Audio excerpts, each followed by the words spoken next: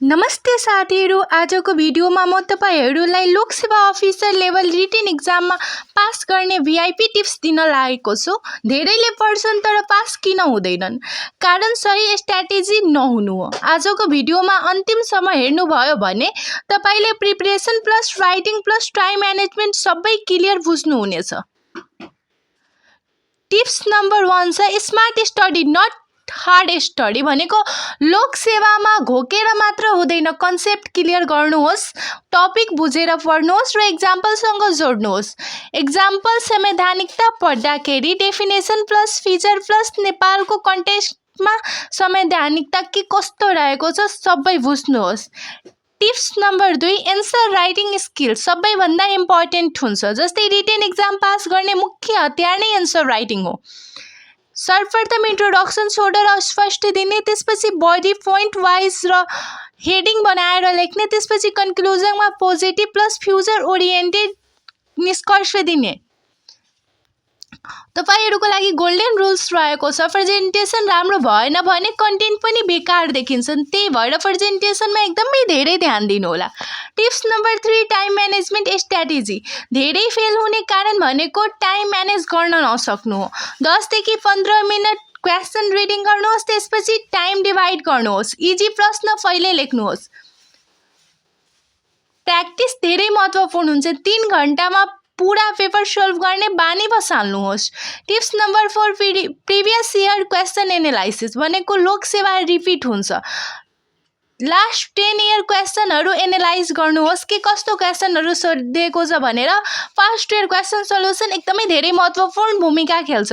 Important topics चिन्ह लगाउनुहोस् र ट्रेन्ड बुझ्नुहोस्। सिक्रेट 80% प्रश्न घुमाएर सोधिन्छन्। तपाईहरुलाई जस्तो सुकै घुमाएर प्रश्न आउँदाखेरि पनि जवाब दिने क्यापेबिलिटी तपाईहरुसँग क्यापेसिटी हुनुपर्छ। टपिक पढेपछि त्यसबाट जस्तो सुकै क्वेशन घुमाएर आओस्, तपाईहरु जवाब दिन योग्य हुनुपर्छ, गोकन्ते हुनु हुँदैन।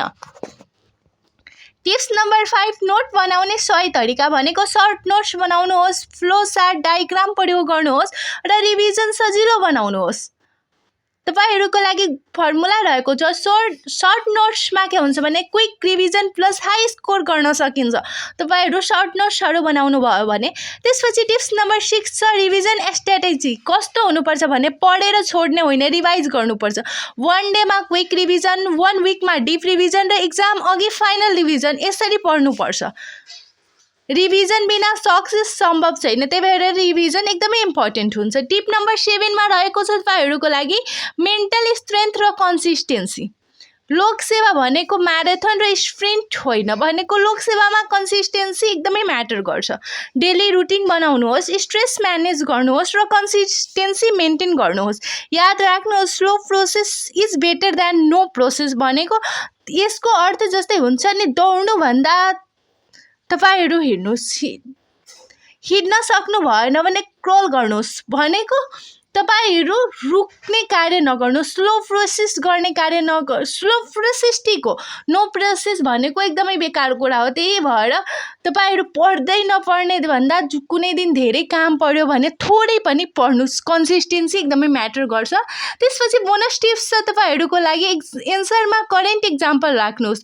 नेपालको करेन्ट इस्यु, गभर्नमेन्ट पोलिसीहरू, रियल लाइफ एक्जाम्पलहरू एकदमै म्याटर गर्छ। यसले तपाईको एन्सरलाई टप लेभल एन्सर बनाउँछ। यदि तपाईले यी सबै टिप्स फलो गर्नुभयो भने Loksewa officer level written exam pass गर्न कसैले रोक्न सक्दैन। भिडियो मन पर्यो भने लाइक शेयर गर्नुहोस्, च्यानल सब्स्क्राइब गर्न नबिर्सनु होला।